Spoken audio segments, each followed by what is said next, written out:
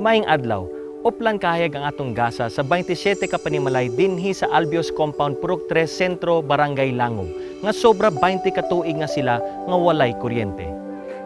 Karon makatagamtam na sila og tunhay nga pagpuyo. Duna na sila'y kaugalingong kwentador, makapatuyang na sila sa ilang mga appliances ug dili na maputos sa kangitngit ang ilang komunidad. Salamat ko dako sa ato ang halangdon nga congressman sa District 1, Carlo Nograles. Daghang salamat sa mga sir. Nanagid ng suga diri. Pagpasalamat ko kang congressman nga nabutangan kami og suga dili napita. Pasalamat ito sa ihaw dako si congressman ato ginam iyampo nga pag-abot nga sa sunod tuig nga mao lang gyapon siya ang atong buhaton nga si congressman lang gyapon nga makatabang sa tuon. Magpadayon ang atong pag-alagad kaninyo kini si Congressman Carlo Nograles sa Tatak K. Kaunlaran, paglago ng ekonomiya. Ito ang mga layunin natin bilang isang bansa. Pero ano ang halaga ng kaunlaran kung bawat taon ay lantad tayo sa mga sakuna at ngit-ngit ng kalikasan? Nang salantain ng bagyong Ondoy at Peping ang Luzon noong 2009, 200 bilyong piso ang nasira. Noong 2011, nang humagupit ang bagyong Sendong at Pedring, may higit 15 milyong Pilipino ang nawala ng tirahan. Hindi pwedeng magsawalang bahala, hindi pwedeng kanya-kanya. Magtulungan tayo para maibsan ang panganib ng sakuna sa ating mga komunidad. Sa susunod na pagsubok na dala ng pabago-bagong panahon at kalikasan, wala nang dapat mamatay. Walang tahanan ang dapat masira. At walang kabuhayan ang dapat mawala. Panahon na para iligtas natin ang isa't isa. I'm proud to take care of my lola. Maayo lang kay naay Senior Citizen Saksi Senator Angara nga gipalambo nila Congressman Sani Angara. Kadaghan og benefits, maong happiness is complete. Today is a sunny day. Maing adlaw, oplan kahayag ang atong gasa sa 27 ka panimalay dinhi sa Albios Compound Purok 3 Sentro, Barangay Langog, nga sobra 20 ka tuig nga sila nga walay kuryente. Karon makatagamtam na sila og tunhay nga pagpuyo. Duna na sila'y kaugalingong kwentador, makapatuyang na sila sa ilang mga appliances ug dili na maputos sa kangitngit ang ilang komunidad. Salamat ko dako sa ato ang halangdon nga congressman sa District 1, Carlo Nograles. Daghang salamat sa mga sir. Nanagid ng suga diri. Pagpasalamat ko kang congressman nga nabutangan kami og suga dili napita.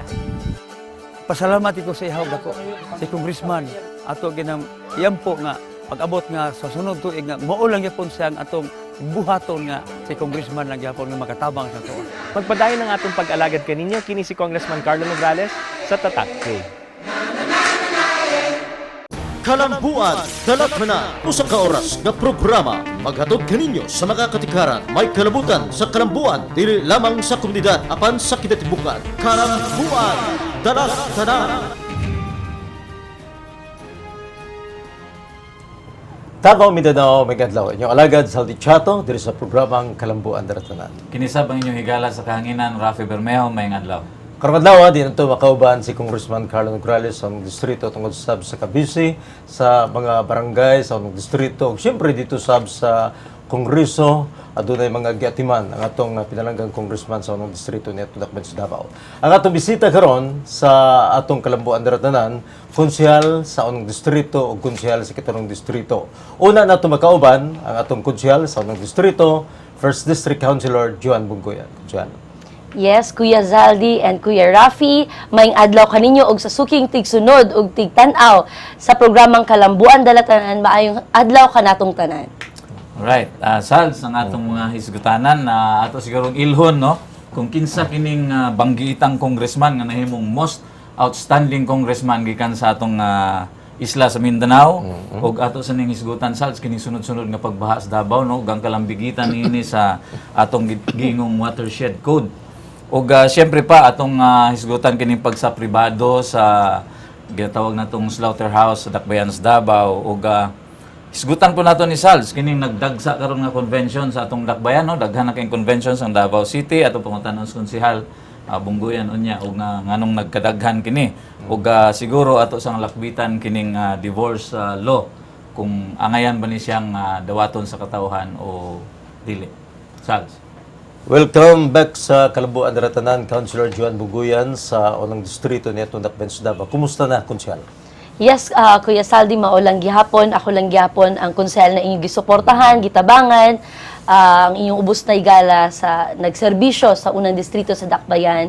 And very thankful for the third time around, kauban ko ninyo, nakauban ta mo, ug naimbita na pud ko ni Congressman Carlo Nograles sa iyahang programang Kalambuan Dalatanan. And thank you so much.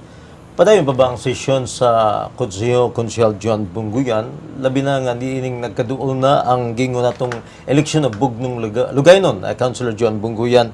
Kundi murag tanan nangandam na magayod sa gingo nato bang kampanya. Sa imo tanaw? I would say siguro dakong alarm tong nahitabo na reaction o comment ni Councilor Kitain sa mga absentees na mga or absenot ng mga konsihal or di kaya mga konsihal na nagka-cutting class. So I believe na daghan kayong mga councilor expectedly na daghan ang mag-absent, pero surprisingly halos kompleto mi sa session. In fact, yesterday sa session namo, kompleto man halos mi na nag-attend. And I believe na naman tayo 7 days. If we really want to visit our constituents, we still have 6 days na magbisita. Session is mandatory. So kinahanglan gyud naata because dagang mga balaod nun na dapat gyud mag-participate og boto, and it is expected sa konsyal na present gyud sa panahon sa session.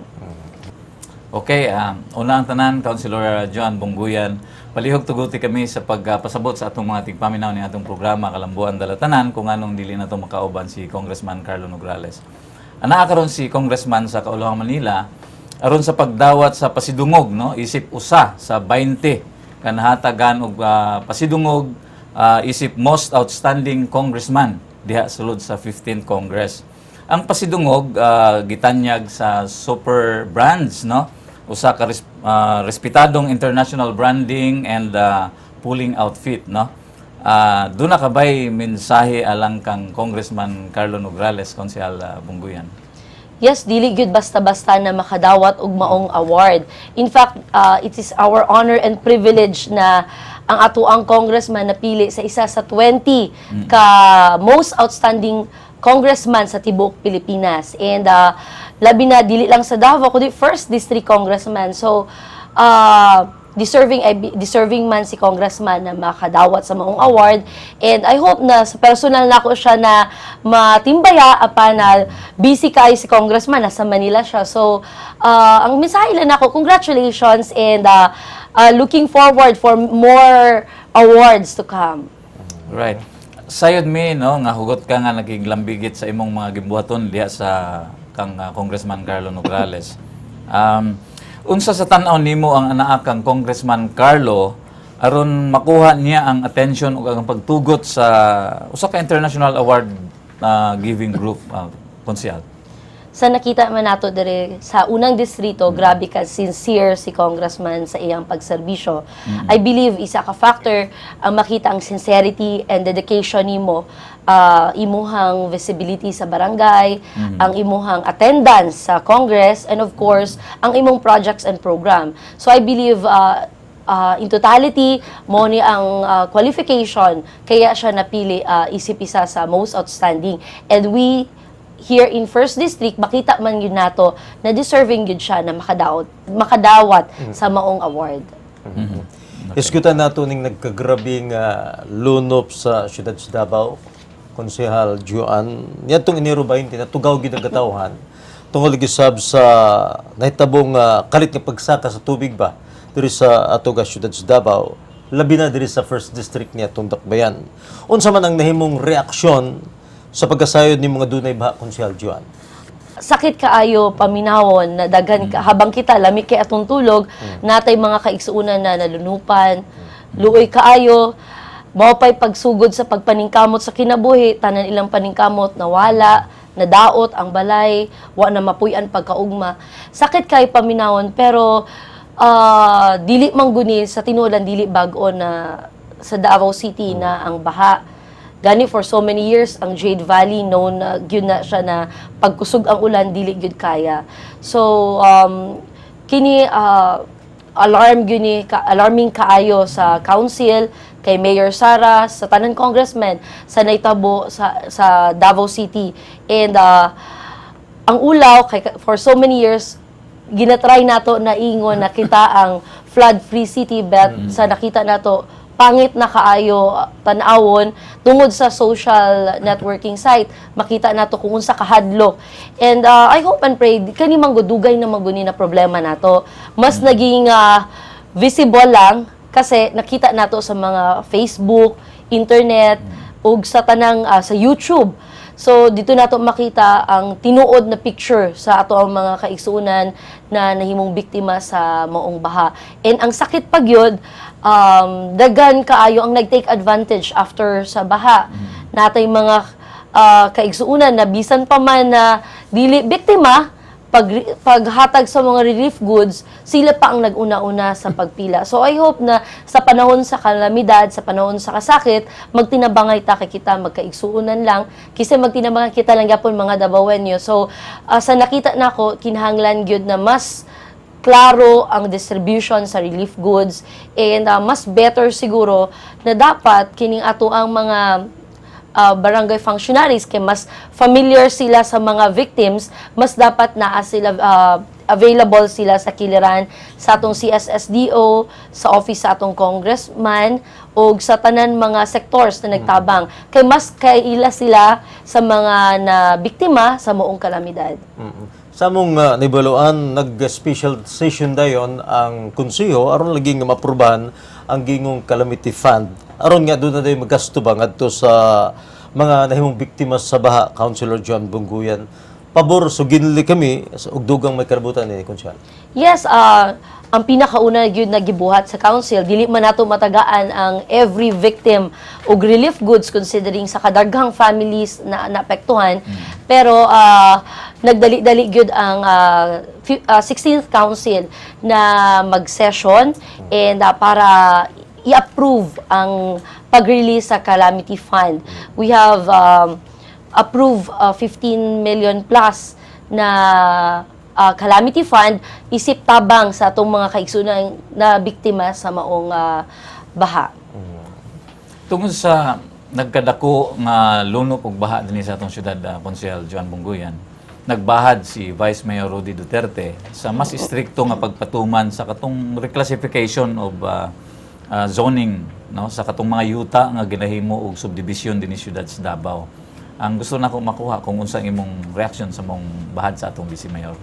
Actually, sa sugod pa lang nato, nakita man ako ang sincerity, makita ninyo ang sincerity sa council sa paghimong istrikto sa pag-approve. Gani, before sa approval, gina-check nato ang background po sa mga developer, kung sigurado ba na kini na developer dili fly by night, meaning to say kung unsa ang ilang development plan, ilabang gi-follow ang mga drainage system na tarong ba. So kana tanan dili gyud basta-basta gani kung makita nimo dili tanan ng mga nag ask og approval sa council for reclass, dili tanan na approve. So but pasabot naningkamot gyud bi na makita sa mga katawhan na seryoso gyud ang among basihanan, walay favoritism, and we also made sure na dili tanan mga application among gina-approve. Gani ko ito nang hitabo sa may Dumoy area, wala na approve because that's aquifer area. So sa tanang butang mao nang natay ginapaningkamutan gyud nato na dili madugangan ang problema sa baha. And I hope na nakita ni Vice Mayor ang pagpaningkamot pod sa 16 council sa paging stricto sa approval namo. Dunay grupo sa mga environmentalist karon, no, nga nanawagan nga dili na lang kuno amindahan sa konseho kining gitawag natog watershed code sa syudad sa Davao. Hinuon istrikto na lang nga ipatuman ang maong code sa atong watershed. isip miyembro di sa konseho, Councilor Joanne, unsa imong personal nga reaction sa maong panawagan?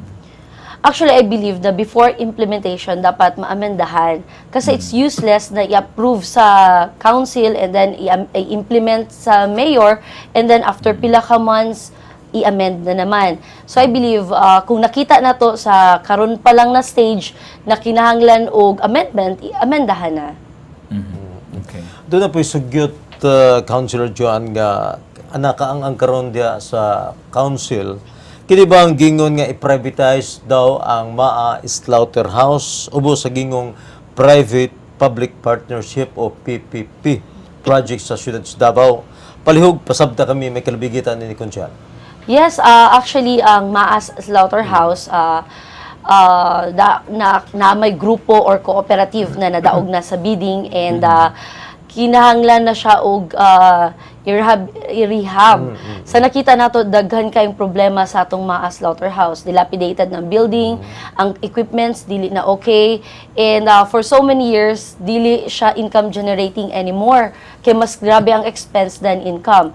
So I think tagaan kay na-approve naman atong PPP ordinance, so kini ang pilot project ang MAAS Slaughterhouse. So makita nato kung unsay difference tuuna og karon kung naabay advantage, and sa nakita nato gwapo ang presentation and gwapo pud ang proposal and partnership na may tabo para sa government and sa private sector. And anyway, after 15 years, sa ilahang mag-rehab nila ang MAAS Slaughterhouse, tapos mag-operate sila, and after 15 years, ibalik man nila sa government. So, ang magtag-iya ang gobyerno na sa Davao City. Councilor Joanne, nagmugna ang dakbayan sa Davao ug laing kapistahan ang gitawag nga Liwanag Festival, og sa di madugay matagamtaman na gyud sa dakbayan sa Davao ang pinakaunang tsansa nini sa paghawid sa gingon nga usa ka pinaka prestihiyosong panagtigom sa nasod kining Ad Congress. Unsa sa tan-aw nimo ang rason nga ganahan man sila diri sa atong siyudad sa Davao ipahimutang ang ilang panagtigom sa atong dakbayan, Konsyal? Yes, actually, una sa tanan na nakita nato na highly urbanized na gyud ang city of Davao. Daga na kaayong malls ang nag-invest diri sa Davao, daga na kaayo ang cemented roads. If not all, halos tanan na sa to ang barangay okay na kaayo ang tungod sa tabang sa local government, sa national, sa atong congressman. So tanan nagtinabangay para sa progress sa Davao City. And I believe kana ang reason nganong ganahan sila mo bisita sa Davao because life is here in Davao. So una, syempre ang security. Kaduha, ang development. Nakita nato ang project ni Speaker Boy Nograles to Congressman Nograles na ang dome. So dako kayo ng impact for venue sa mga events. Dali lang i-gather ang tanan tungod kay naatay dome. And ang ato ang mga hotels daghan na kaayo. So ma-accommodate na ang thousands of delegates na musulod sa Davao City. So dili ta maulaw, sure sigurado ta na ang ilang convenience sigurado, and ang ilahang ang atong 911 na atong ginahambog alert kaayo, and kana man yun ang pride and honor nato sa Davao City. Ang Liwanag Festival. Ang Liwanag Festival international festival na sa nakita nato last end week of January hantod karong February na sila sa women's. Nakita nato na ang atong city ang ilang gipili tungod kay kung in terms of creativity and sustainability, ang Davao City is really sustainable and creative, and we want to showcase also kung unsa ang ato ang pagka-creative, ang ato ang panginabuhi dire, and ang very essence and theme naman sa Liwanag is sustainability and creativity. Okay, malayta Konsehal Bungguyan, Konsehal Joanne. Dunay sugyot dinhi nga dapat i-legalize daw ning divorce dinhi sa atong nasod. Gusto lang ako makuha kung unsa imong mga personal nga mga panglantaw sa mga issue. Actually, kada na mga butang hisgutanan pa man na sa Congress, and as councilor, magpaabot lang yun ta kung unsa ang ilahang mahimong desisyon. Kay mo ganing gibutang nato sila dito because we believe na kaya nilang magdesisyon para sa tua. And ako bag upaman pud ko na minyo, so I don't know kung unsa ang impact aning divorce, and looking forward na kung unsa man ang maging result, suportahan nato. Alright. Ayun, sura-sura nga si Konsehal kapag upunta namin.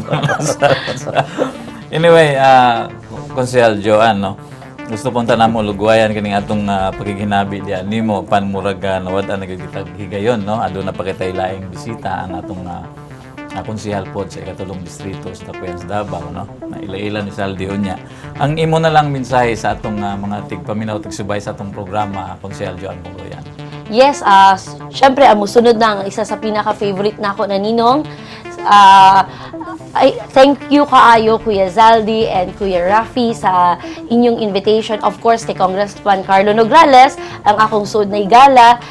Thank you kaayo sa opportunity na ma-imbita sa programang Kalambuan Dalatanan, and sa akong mga kaigsuonang Dabawenyo, daghan kayong salamat sa pagsuporta sa serbisyo para sa katawhan hatod ni Councilor Joanne Bungoyan. Ug syempre sa pabinggoyan ni Councilor Bungoyan, daghan kayong salamat sa suporta ug inyong pagpangga sa ato ang opisina. Daghang kayong salamat. Daghang salamat, Konsehal Joanne Bungoyan. Kalambuan Dalatanan.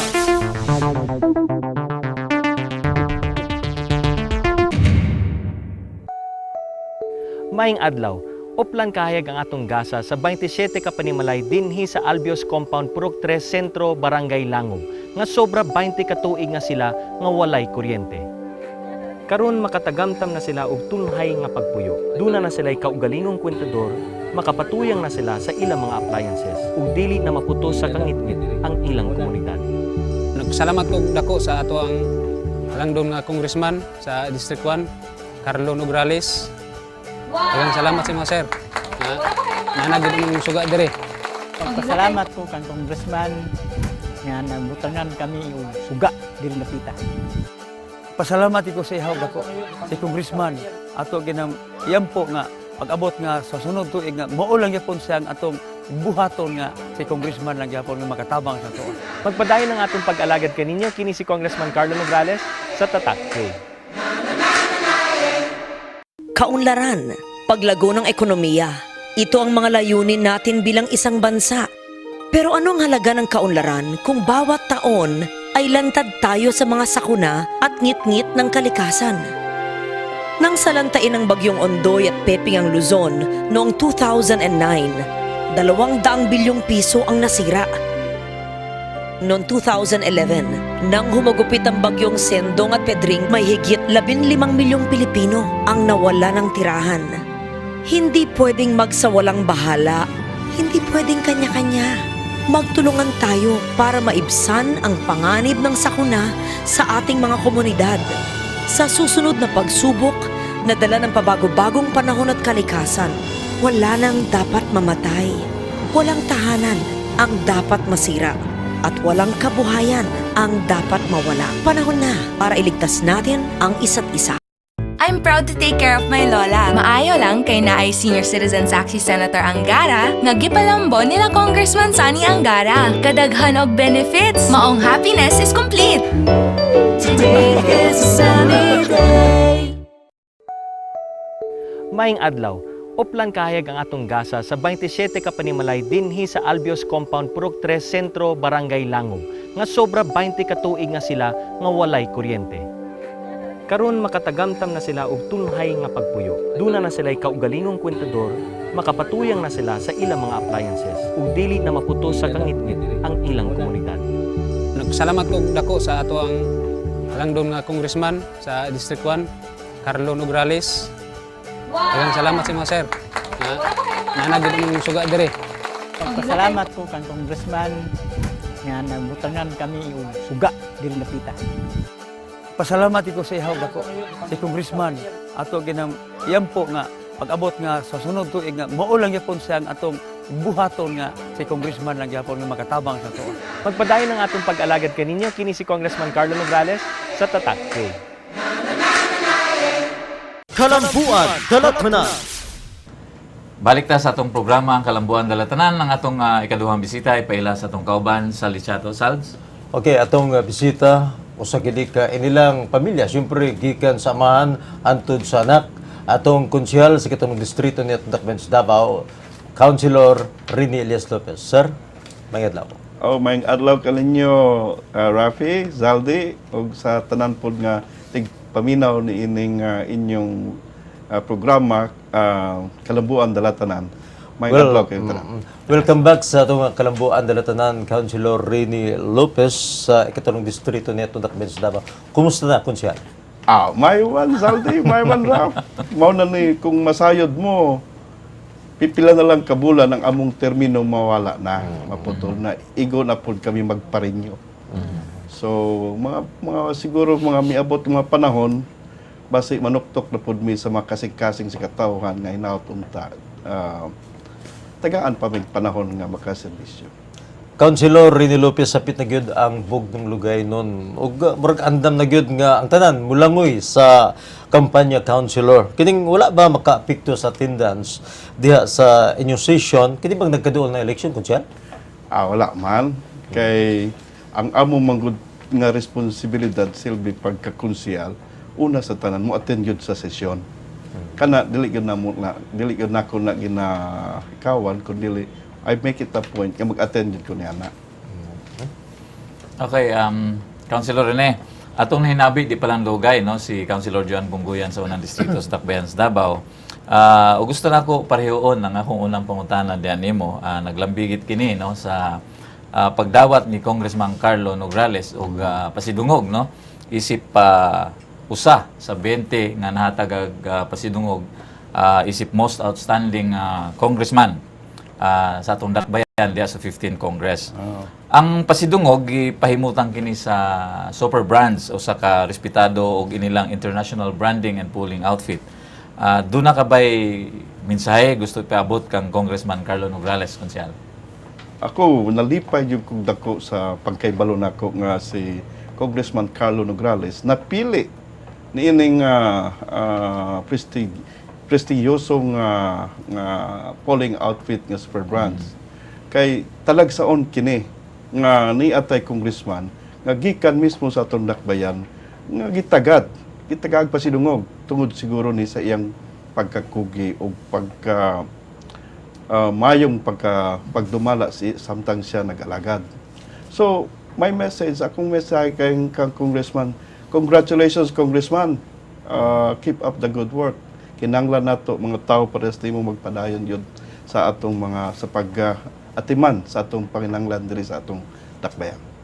Okay. Dili ka lang usa ka veteranong politiko, Councilor Rene Lopez, no. Gani gilantaw ka sa ubang katawhan dinhi sa Dakbayan sa Davao nga gimatuto sa politika isip anak sa tinahod no nga kanhing leader sa siyudad sa Davao nga si kanhing Mayor Elias Lopez. Sa imong kasinatian unsa sa tan-aw nimo ang anaa kang Congressman Carlo Nograles nganong napili ug natuboy siya gikuha sa usa ang iyang atensyon, no, sa ining mga award-winning groups, no, nakuha ang atensyon, no, sa pagtugot sa usa ka international award giving body kang Congressman Carlo Nograles, konsyal? Una sa tanan, akong pagtanaw, ang liderato ni Congressman Carlo. Silbi Assistant Majority Floor Leader siya sa Kongreso. Usa sa pinaka-importante nga posisyon kana sa Kongreso. Tungod siya ang link nga gikan sa speaker padung sa mga congressman. Ang Assistant Majority Floor Leader, siya ang murag tulay usaon pag-istoryaon ang uban ng mga congressman. Because of this, kini nakita nila ang liderato naagyod kang Congressman Carlo Nograles. Kaduha, sa paglantaw nako, usa sa mga timailhan sa usa ka maligdon nga politiko sama ni Congressman Carlo Nograles mo ang iyang programa sa infrastructure. Nakitaan yun ako nga si Congressman Carlo Nograles daghan mga infrastructure projects, programs gipang buhat niya para sa iyang distrito. kini importante kini tungod sa ang mga programa manggod nini tanan tao makapaymulos. Unya ang kwarta na imong igahin diha magdugay. Unya tama ang paggamit sa kwarta. Mao nang ako nakitaan nga kining paglihok ni Congressman Carlo Nograles. Napili yun siya kay tungod sa ang iyang tumong sa pag-alagad mao ang pag-uswag yun sa iyang distrito. Councilor Rini Lopez, giskutan po dato kagina sa unang episode. Kini bang nagkadako ng lunop sa baha diri sa ato nga syudad sa Davao? Ato gituki ang nahitabo ni ato bang Enero 20 nga kundi natugaw gid ang katawhan diri sa syudad sa Davao tungod sa kalit sa pagsaka sa tubig kining nakapikto sa kayukan sa tibok syudad sa Davao. Naigo pod ba ang ikatulong nga distrito ni atong dakbayan kung gibahaan man unsa pod ang imong gihimo sa imong pagkasayod nga dunay baha konsyal? Well, sa tinod lang, sama sa akong ibalaan, wala kayong maapektuhan ng among distrito. Kalipay po nako nga may balo nga pipila lang sa mga balay-balay nga dinha nagtaplin sa mga atong katubigan. Sama diha sa East Tamugan River dito sa Marilog ni saka ang tubig tungod niining mga ulan. Unya na yung mga duha ka balay nga nanganod pero kaluoy sa Dios wala may nakapsan og kinabuhi, wala may na agi kakulian. Wala kayo maapektuhan ang third district. Sayod sa ming nag-special session gilayon ang council aron nga aprubahan ang Gingong Calamity Fund.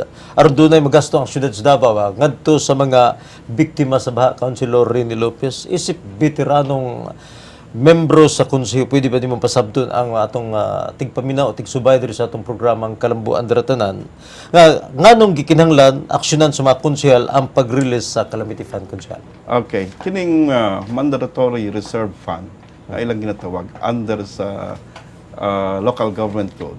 Importante na nga na kay gi savings kanang gi set aside 10% na sa budget sa isa ka LGU. Dapat ang 10% ana it's set aside mo at the start of the year. Kana siya para na sa mga disaster, mga calamity. Gikan ka ng budget na sa existing budget sa syudad. So, mao nang gamiton sa gobyerno in kaso kinanglan nga adunay kinanglan tabangan. Pero kung sa katipok tuig walay calamity na itabo, kanang kwarta na ibalik na pud na o nya igastos na pud para sa dakbayan. Karon katong nahitabo nga calamity ma-release lang na kung naay declaration from the city mayor nga adunay calamity. Dili pud na pwede i-release basta-basta not unless nga mag-declare ang city mayor nga these are calamity areas and then kinahanglan nato og assistance. And that's the only time nga ang city council must go into special session because ang city mayor will ask for its release from the calamity fund. For now, I think ang atong for this year, since ang atong napas na budget is 4.6 billion, I think the mga 240 million pesos ang atong gigahin ana for calamity. So gigamit 15 million lang, so napatay 235 million. Okay, hisgotag baha no tungod sa sunod-sunod nga paglunop ug pagbaha, Councilor Rene. Istriktuhan kuno sa konseho no ang pag-reclassify sa mga yuta dinhi siyudad sa Davao labi na kadtong mga himuonon ug subdivision. Kini mo ibahad sa Vice Mayor nga si Rudy Duterte. Ang akong pangutana, ngano man nagpasagad ba di ay ang mga nangaging konseho sa siyudad, Konsehal Rene? There is truth to that. Medyo tinood na, no? Kaya itong mga ni aging mga konseho, ni ay mga pagusto lang ang reclassification. Ang tinuod nga naitabo din ni Maune, ang mga agricultural areas, kung asa atong mga tanong, mutong maigo, mawala, papaon, buhatan og residential. Nga maunta tong mga punuan, maunta tong mga lugar nga gunit sa tubig. Mo kana kung daghan na kay mga lugar nga ma-reclassify labi na atong agricultural areas, ang tubig dire-diretso na di nasuyupon sa yuta o sa mga tanom. So mao ni ang kadlok. That's why nga there is truth and reason nga no istriktuan kay kung sige na lang tag-reclass sa atong agricultural, pag-abot sa usa ka gamay lang ang ulan magbaha kita kay dire-diretso naman ang tubig diri sa ubos. Okay. Dunay grupo sa mga environmentalist, Councilor Rene, nga nanawagan nga di na lang kuno amindahan ang watershed codes takbayan sa Davao. Mas maayo kuno nga ipatuman na lang kini. Unsa may imong mga personal nga panglantaw sa mga sugyot, Sa Councilor? tinuod lang gina-implement naman na ang atong watershed code na in fact nanatay Watershed Management Council. The call for implementation of the code actually in reaction na to the proposal nga amendahan kana sa City Council to accommodate project nga I don't know kung di sila gusto aron nga mababagan ayaw na lang pa-aminda effectively denying the applicant the right to use the land. So ang ilang ginasulti kay dili siguro sila gusto nining programa o proyekto ayaw ipa-amendahan para di na makalusot ang programa. So the real reason there is na manggoy program project na pagatukuron diya sa atong watershed area aron nga mapadayon siya kinahanglan maamendahan gyud ang watershed code. Okay. So you see the dynamics nga naagyoy murag kalihukan nga bantayan. Mauli ay.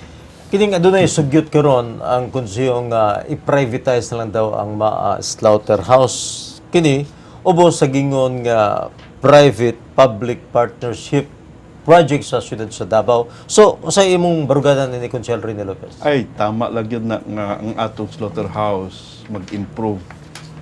Now, ang atong existing slaughterhouse karon sa Davao, ambot ko nakaadto na mo, pero it is not dili ni isa ka lugar nga imong tan-aw nga modern.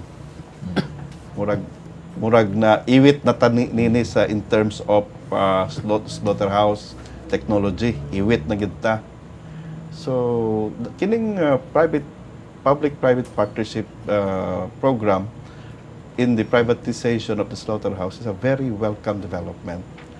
I think mga 30 million ang ibubo din para mag-improve yun ang atong slaughtering of our hogs, cattle. Ang overall effect niini is mabantayan yun nato ang panlawas sa katawhan. Kay tungod kung pag-ihaw nato sa mga baboy din kung hugaw gani na, unya mabaligya na sa atong mga kapalingkihan, na dito na ta makakita sa atong mga katawhan, magsakit na sila.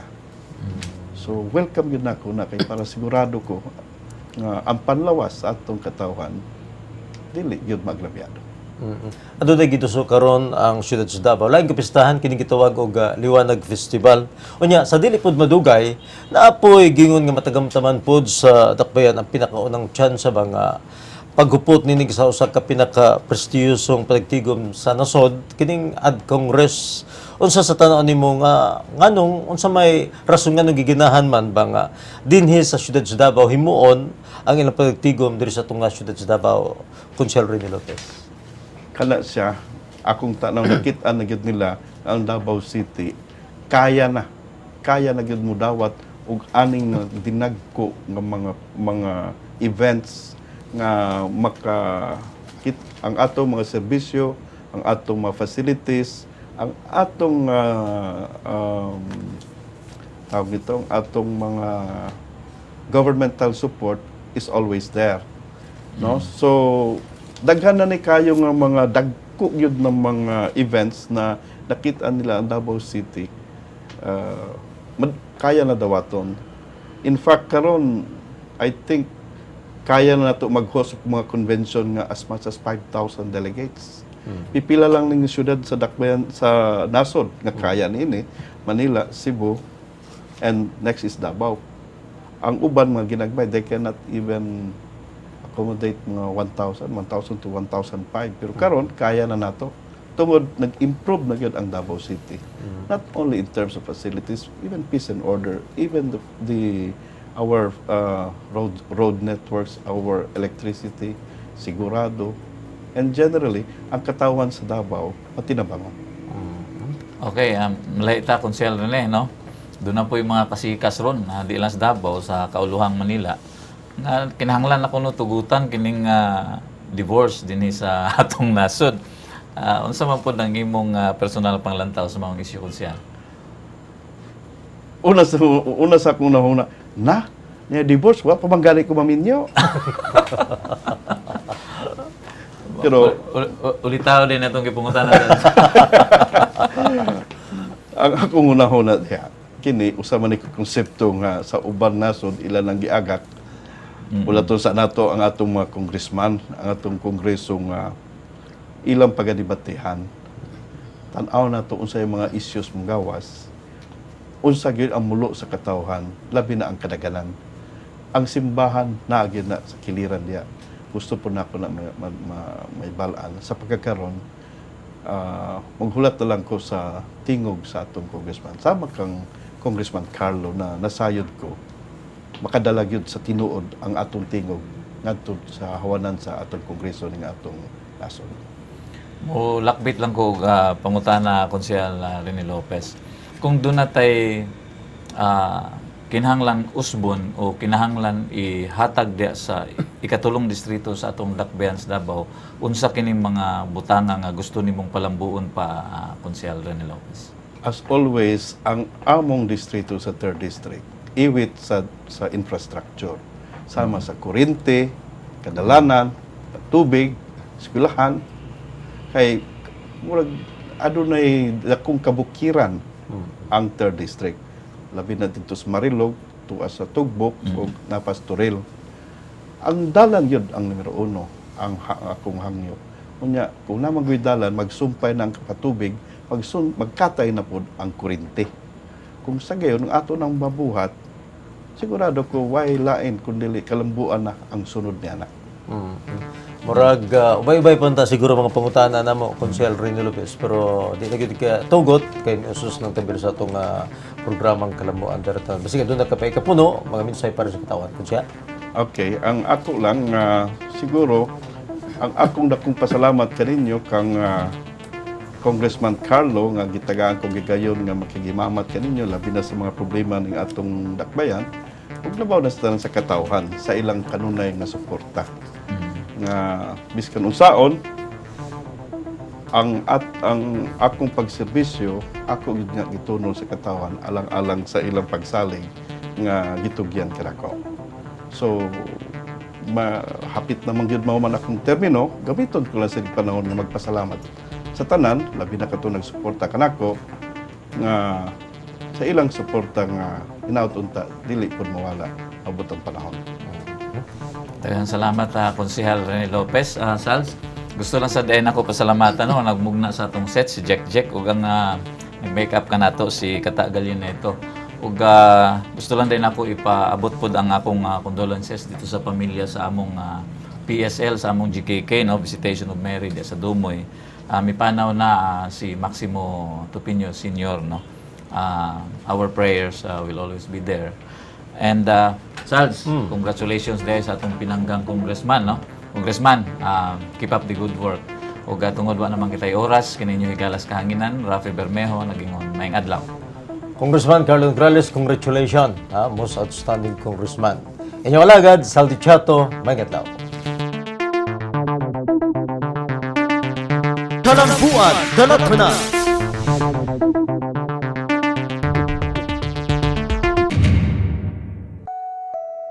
Maayong adlaw, uplan kahayag ang atong gasa sa 27 ka panimalay dinhi sa Albios Compound Purok 3 Sentro, Barangay Langog, nga sobra 20 ka tuig nga sila nga walay kuryente. Karon makatagamtam na sila og tunhay nga pagpuyo. Duna na sila'y kaugalingong kwentador, makapatuyang na sila sa ilang mga appliances ug dili na maputos sa kangitngit ang ilang komunidad. Nagpasalamat ko dako sa ato ang langdon nga congressman sa District 1, Carlo Nograles. Daghang salamat sa mga sir. Nanagid ang suga dire. Pagpasalamat ko kang Congressman nga nabutangan kami og suga diri napita. Pasalamat ko sa ihaw dako, si Congressman.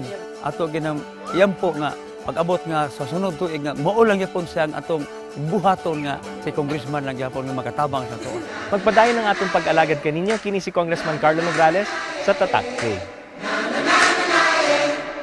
Kaunlaran, paglago ng ekonomiya. Ito ang mga layunin natin bilang isang bansa.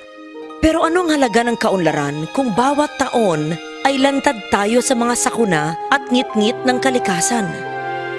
Nang salantain ng bagyong Ondoy at Peping ang Luzon noong 2009, 200 bilyong piso ang nasira. Noong 2011, nang humagupit ang bagyong Sendong at Pedring, may higit 15 milyong Pilipino ang nawala ng tirahan. Hindi pwedeng magsawalang bahala, hindi pwedeng kanya-kanya. Magtulungan tayo para maibsan ang panganib ng sakuna sa ating mga komunidad. Sa susunod na pagsubok na dala ng pabago-bagong panahon at kalikasan, wala nang dapat mamatay. Walang tahanan ang dapat masira. At walang kabuhayan ang dapat mawala. Panahon na para iligtas natin ang isa't isa. I'm proud to take care of my lola. Maayo lang kay naay Senior Citizen Saksi Senator Angara nga gipalambon nila Congressman Sani Angara. Kadaghan og benefits, maong happiness is complete. Today is a sunny day.